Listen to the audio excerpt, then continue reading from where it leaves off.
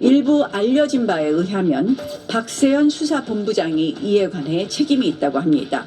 반드시 법적 책임을 물어야 할 것입니다. 오동훈 공수처장 역시 대통령 불법 수사와 불법 체포, 불법 구속에 대해서 반드시 고발과 탄핵으로 철저히 책임을 물어야 합니다. 대통령에 대한 불법 수사와 불법 구금 만행을 주도한 민주당의 하명수사처, 불법수사처 공수처는 마땅히 폐지되어야 합니다. 안녕하십니까, 나경원입니다. 오늘 예고한 기자회견 시작하도록 하겠습니다. 어제 대통령 구속 취소를 시작으로 법치주의, 적법 절차 원칙을 회복하고 이제 박세현 본부장, 오동훈 공수처장, 그리고 민주당 의원들을 비롯한 내란몰이 대통령 불법 구금 가담자들에 대한 엄단과 공수처 즉시 해체, 그리고 헌법재판소와 법원의 헌법과 법률에 따른 현명한 결정을 촉구하는 내용으로 오늘 한 말씀 드리도록 하겠습니다. 존경하는 국민 여러분, 그리고 언론인 여러분, 국회의원 나경원입니다. 대통령께서 어제 불법 구금에서 석방되었습니다. 먼저 어려운 시기에 용기와 믿음으로 흔들리지 않고 원칙과 소신을 지키며 함께 해주신 국민들께 존경과 감사의 말씀을 드립니다. 이재명 민주당의 의회 독재, 정략 줄탄핵, 그리고 내란몰이 이후 하나하나 무너져가던 적법 절차 중 하나가 이제야 바로 잡혔습니다. 그러나 이는 시작에 불과합니다. 대통령 불법 구금 석방은 법치, 적법 절차의 회복의 신호탄입니다. 지난 1월 9일 국회 본회의 긴급 현안 질의에서 제가 강조했던 듀 프로세스, 적법 절차의 원칙이야말로 헌정 질서의 가장 중요한 뼈대입니다. 저는 탄핵 이후에 줄곧 적법 절차의 원칙을 강조해 왔습니다. 정의는 실체뿐만 아니라 절차에도 있습니다. 절차가 무너지면 정의도 무너집니다. 국민의 권리도 무너집니다. 절차가 최소한의 옳음을 보호해주는 장치인 것입니다. 듀 프로세스를 제대로 지켜야만 부당을 막을 확률이 높아진다는 것입니다. 법을 무시하고 대통령을 52일 동안 불법 구금한 관계자 여러분들은 반드시 고발되어 수사받아야 합니다. 영장 기각 결정에 항고가 없듯이 인신 구속에 관한 법원 결정은 법원의 전속적 권한입니다.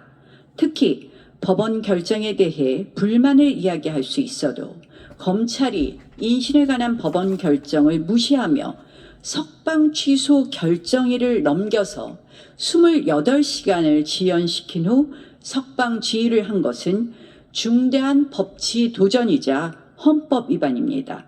석방을 지연한 경위를 철저히 파악해 법적 책임을 반드시 물어야 합니다. 오동훈 공수처장 역시 대통령 불법 수사와 불법 체포, 불법 구속에 대한 고발과 탄핵으로 철저히 책임을 물어야 합니다. 대통령에 대한 불법 수사와 불법 구금 만행을 주도한 민주당의 하명수사처, 불법수사처 공수처는 마땅히 폐지되어야 합니다. 법을 무시하고 대통령을 52일 동안 불법 구금한 관계자들은 반드시 고발되어 수사받아야 합니다. 영장 기각 결정에 항고가 없듯이 인신 구속에 관한 법원 결정은 법원의 전속적 권한입니다. 특히 법원 결정에 대한 불만을 이야기할 수 있어도 검찰이 인신에 관한 법원 결정을 무시하며 석방 취소 결정일을 넘겨 28시간을 지연시킨 후 석방 지휘를 한 것은 중대한 법치 도전이자 헌법 위반입니다. 석방을 지연한 경위를 철저히 파악해야 될 것입니다. 일부 알려진 바에 의하면 박세현 수사본부장이 이에 관해 책임이 있다고 합니다. 반드시 법적 책임을 물어야 할 것입니다. 오동훈 공수처장 역시 대통령 불법 수사와 불법 체포, 불법 구속에 대해서 반드시 고발과 탄핵으로 철저히 책임을 물어야 합니다. 대통령에 대한 불법 수사와 불법 구금 만행을 주도한 민주당의 하명수사처, 불법수사처 공수처는 마땅히 폐지되어야 합니다. 지난 2019년 제가 원내대표로서 민주당의 공수처법 패스트트랙 강행을 막으려 강력히 투쟁했었습니다. 그때 이미 예견했던 국가적 비극이 현실화되었습니다. 저는 내일도 그때 함께 맞섰던 제19대 국회의원들, 보좌진 동지들과 함께 패스트트랙 사건을 재판받습니다. 대통령 불법 구속에 대한 법원의 취소 결정으로 계엄 내란 쓰나미를 운운하며 헌법과 법치를 무시한 행태에 드디어 제동이 걸렸습니다. 이제 헌법재판소의 차례입니다. 헌재는 이번 대통령 구속 취소 결정의 의미를 결코 가벼이 여기지 말길 바랍니다. 정치의 사법화도 문제이지만 사법의 정치화는 더 큰 문제입니다. 민주당의 내란몰이 사기 탄핵 이후 헌법재판소 심리 과정에서 탄핵소추 사유의 핵심인 내란죄가 철회되었습니다. 이는 중대한 사정 변경으로 이미 탄핵소추의 동일성을 상실한 것입니다. 아직 헌재가 대통령 탄핵 심판에서 내란죄 철회 허브를 직접 언급한 바는 없는 것으로 알고 있습니다.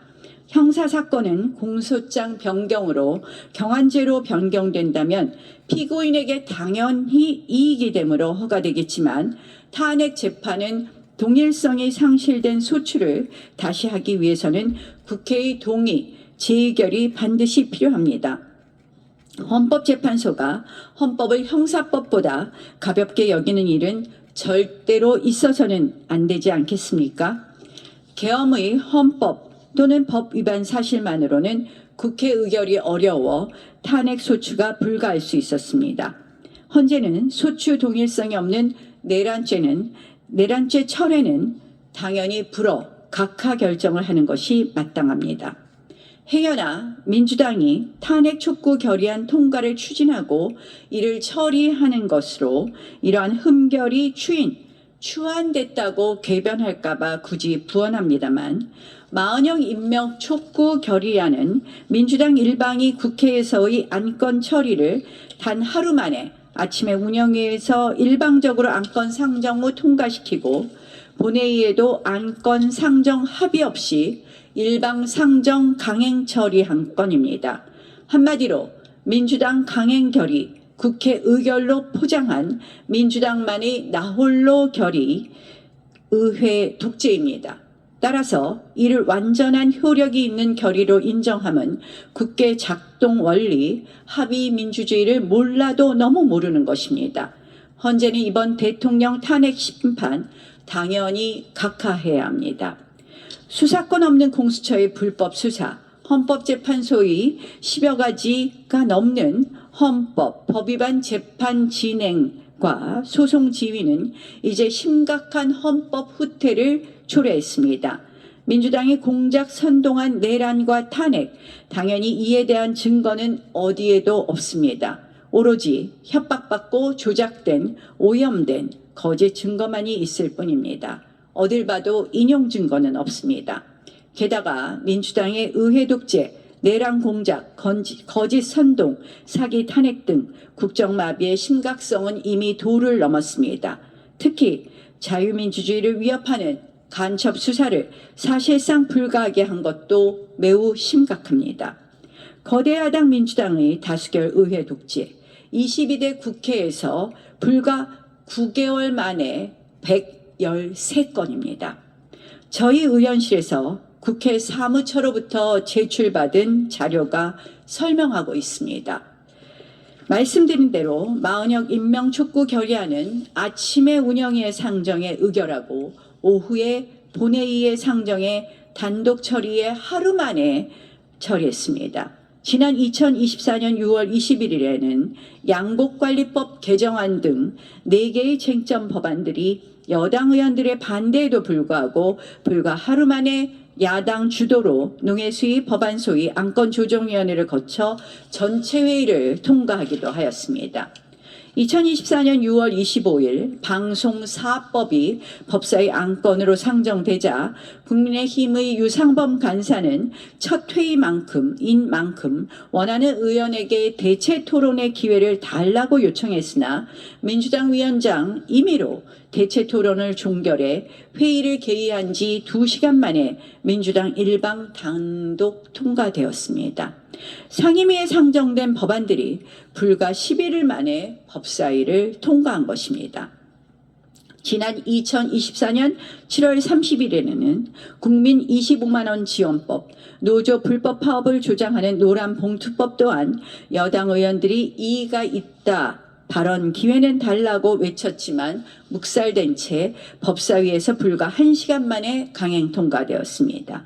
지금의 추세대로라면 국회 4년 임기 동안 500건 이상을 민주당이 단독으로 강행 표결 처리할 것입니다. 19대 국회에서는 10건, 20대 국회에서는 7건에 불과했는데 말입니다. 이게 국회 맞습니까?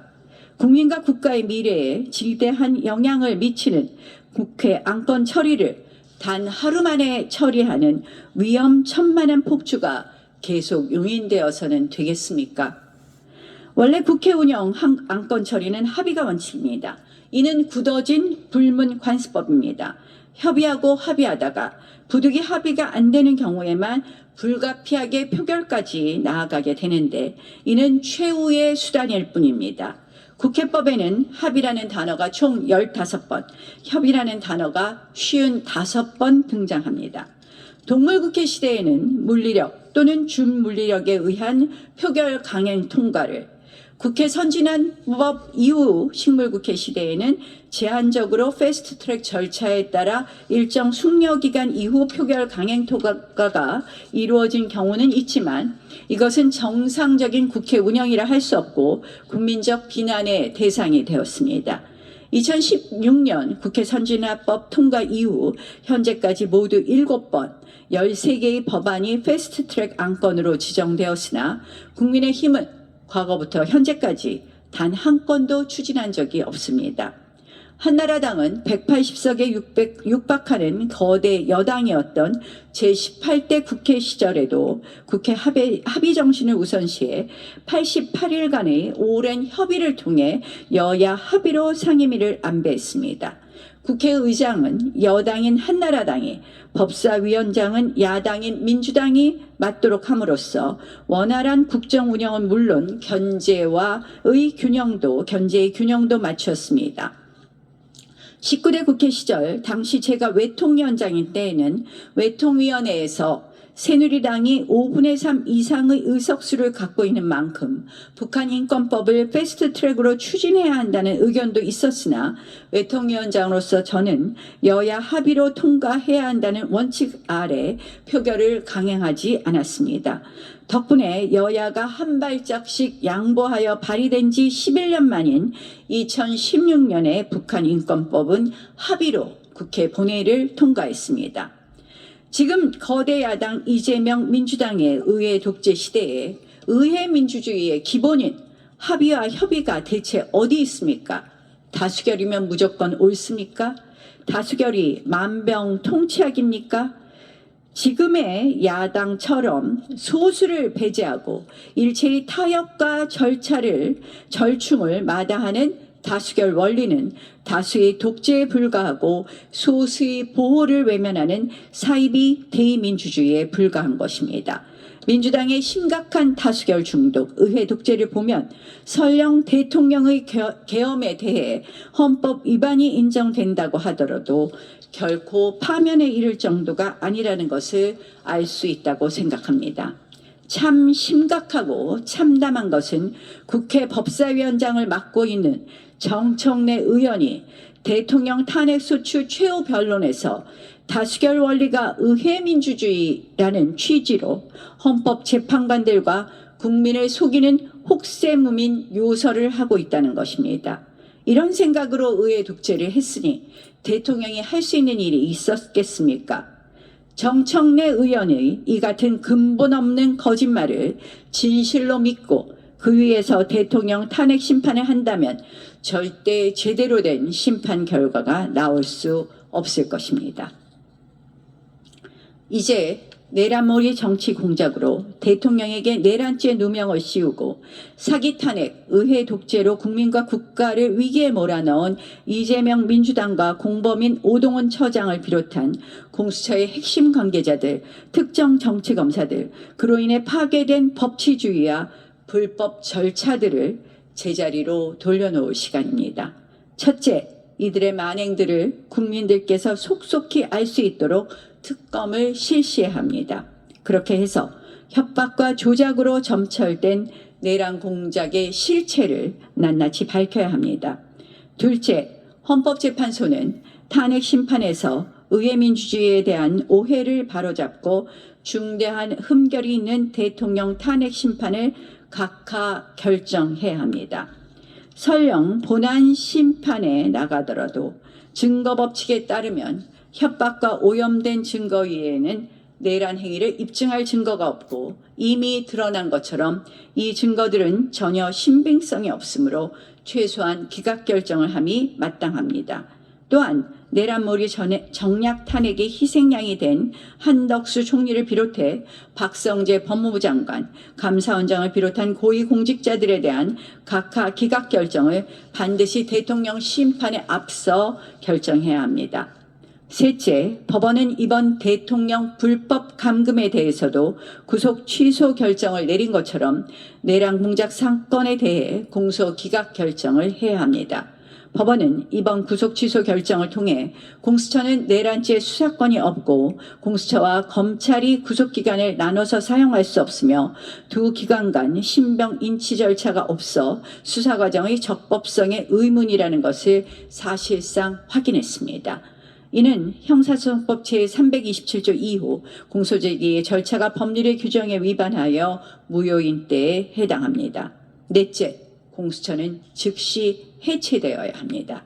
더 신속한 해체를 위해 공수처 즉시 해체법을 추가로 대표 발의하도록 하겠습니다.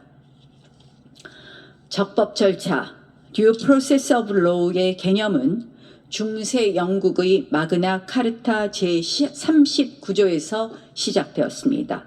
이 조항은 자유민은 법률에 의하지 않고는 체포, 구금, 재산 박탈, 추방 또는 어떠한 방식으로든 박탈당하지 않을 것이라고 명시하고 있습니다. 이 원칙은 에드워드 3세 통치기인 1354년 법률에 따른 정당한 절차 Due Process of Law라는 표현으로 정리되어 영국법의 법의 지배 원칙의 기초가 되며 영국 권리청원, 권리장전을 거쳐 발전했습니다. 이 개념은 미국 독립선언과 권리장전에서 계승되어 미국 연방헌법 제5조는 어떤 사람도 정당한 법 절차 없이 생명, 자유 또는 재산을 박탈당하지 않는다고 규정했습니다. 우리 헌법 역시 제12조 1항에서 모든 국민은 신체의 자유를 가진다. 법률과 적법한 절차에 의하지 아니하고는 처벌, 보안처분 또는 강제노역을 받지 아니한다고 명시하고 제13조에서 소급 입법 금지 및 이중 처벌 금지를 규정함으로써 이 위대한 법치 원칙을 계승하고 있습니다. 특히 우리나라가 독재와 권위주의를 극복하고 민주주의를 정착시키는 과정에서 영미법의 듀 프로세스는 권력 남용을 견제하고 국민의 자유와 권리를 보호하는 근본 원칙으로 헌법적 가치를 지니게 되었습니다. 이는 단순한 법원리, 법적 절차의 의미를 넘어 자유민주주의의 본질이자 대한민국 법치주의의 초석입니다. 제가 탄핵 이후 줄곧 듀 프로세스를 강조한 것은 바로 이것이 법의 지배의 뼈대이기 때문입니다. 이것이 한번 무너지면 대통령 한 명의 광풍 같은 탄핵, 내란죄의 성부의 문제가 아니라 우리 소중한 국민 개개인, 바로 여러분들의 인권을 비롯한 기본권 침해의 지옥문을 열게 되는 것이기 때문입니다. 대통령에 대한 탄핵, 헌법재판, 내란 형사재판은 이제 대한민국 헌정사의 적법 절차, 듀 프로세스의 새로운 역사의 이정표가 될 것입니다. 부디 대한민국 국민의 헌법적, 법적 권리가 보호되고 그리고 수호되고 보양되는 방향으로 전개되기를 간절히 바랍니다.